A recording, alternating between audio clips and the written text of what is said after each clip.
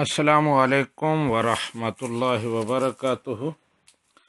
आज़ाद कश्मीर के शहर मीरपुर से हुसैन मुमताज़ साहब पूछते हैं कि बुलंद आवाज़ से कुरान पाक पढ़ना कैसा है।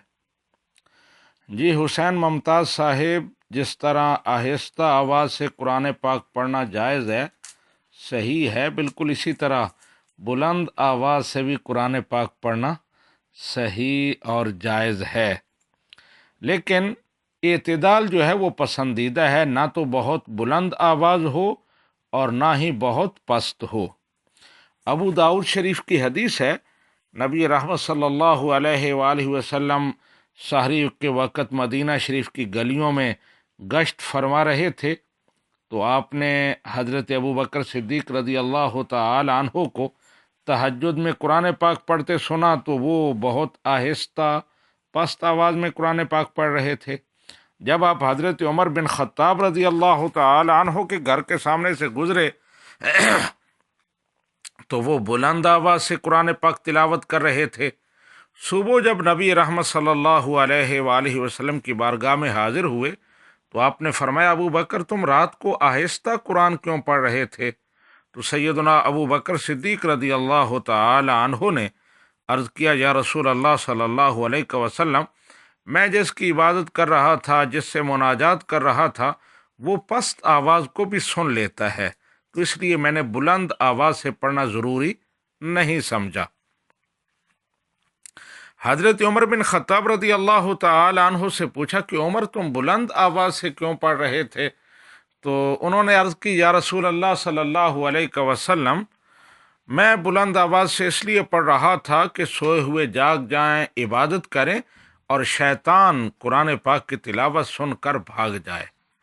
तो अब नबी रहमत सल्लल्लाहु अलैहि वसल्लम ने दोनों की तहसीन फरमाई कि दोनों की फ़िक्र और सोच जो उनके अमल के पीछे थी कि अबू बकर आहिस्ता क्यों पढ़ रहे हैं, कि अल्लाह सुब्हानहू व तआला सुन लेता है, बुलंद आवाज़ से पढ़ने की ज़रूरत नहीं है। और हज़रत उमर बिन ख़त्ताब बुलंद आवाज़ से पढ़ रहे हैं तो उसका भी एक नेक मकसद है कि सुनकर लोग जागें, इबादत करें, शैतान भाग जाए। तो अब दोनों को आपने पसंद फरमाया, लेकिन फिर आपने इरशाद फरमाया, या अबा बकरन इन इरफा मिन सौतिका शैया, ए अबू बकर, तुम अपनी आवाज़ थोड़ी बुलंद कर लो। व या उमरो इहफिद मिन सौतिका शैया, तुम अपनी आवाज़ कदरे पस्त कर लो। तो ये हदीस पाक बताती है कि बुलंद आवाज़ से भी पढ़ना ठीक है, आहिस्ता पढ़ना भी ठीक है, लेकिन एतदाल नबी रहमत सल्लल्लाहु अलैहि वसल्लम को पसंद था। अब ये बात हालात व वाक़यात को, सूरत हाल को देख कर कही जाएगी कि कौन सा किस वक़्त बेहतर है। मसलन रात को लोग सोए हुए हैं, कोई बुलंद आवाज़ से पढ़ना शुरू कर देता है, तो अब ये बुलंद आवाज़ से पढ़ना ठीक नहीं होगा। पढ़ने वाला गुनाहगार होगा कि लोगों को ईज़ा पहुंचा रहा है, तकलीफ़ पहुंचा रहा है। जैसा हमारे मुल्क में बाज़ इलाक़ों में रिवाज है कि रात को लोग शबीना पढ़ते हैं, माइक लगा लेते हैं, बाहर के लाउड स्पीकर खोल दिए जाते हैं और पूरी पूरी रात कुरान पाक पढ़ा जाता है। अब लोग सो रहे होते हैं, अपने अपने कामों में मसरूफ़ होते हैं, वो कुरान पाक सुन नहीं सकते, कुरान पाक की बेहुरमती होती है, तो वो लाउड स्पीकर लगाने वाले गुनाहगार हैं, बुलंद आवाज़ से पढ़ने वाले गुनाहगार हैं।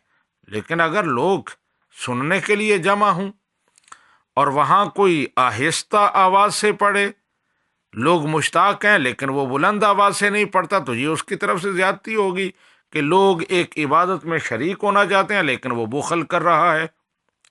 और फिर बाज़ दफ़ा कुरान पाक बुलंद आवाज़ से पढ़ना वाजिब है और बाज़ दफ़ा पस्त आवाज़ से पढ़ना वाजिब है। जैसे जहरी नमाजें जो हैं, इशा की, मगरिब की, फजर की, उनमें बुलंद आवाज़ से कुरान पाक की तिलावत वाजिब है, और सिर्री नमाजें ज़ुहर और असर, उनमें आहिस्ता कुरान पाक की तिलावत वाजिब है। तो इस तरह मुख्तलिफ मौक़े पर हालात को देखकर फैसला किया जाएगा कि कहाँ قرآن پاک بلند پڑھنا ہے اور کہاں آہستہ پڑھنا ہے۔ لیکن میں نے پہلے بھی عرض کیا کہ اتنا بلند بھی نہ ہو کہ دوسروں کو تکلیف ہو، اور اتنا آہستہ بھی نہ ہو کہ خود اپنے آپ کو بھی سنائی نہ دے۔ اعتدال جو ہے وہ پسندیدہ راستہ ہے۔ ھذا ما عندی واللہ ورسولہ اعلم۔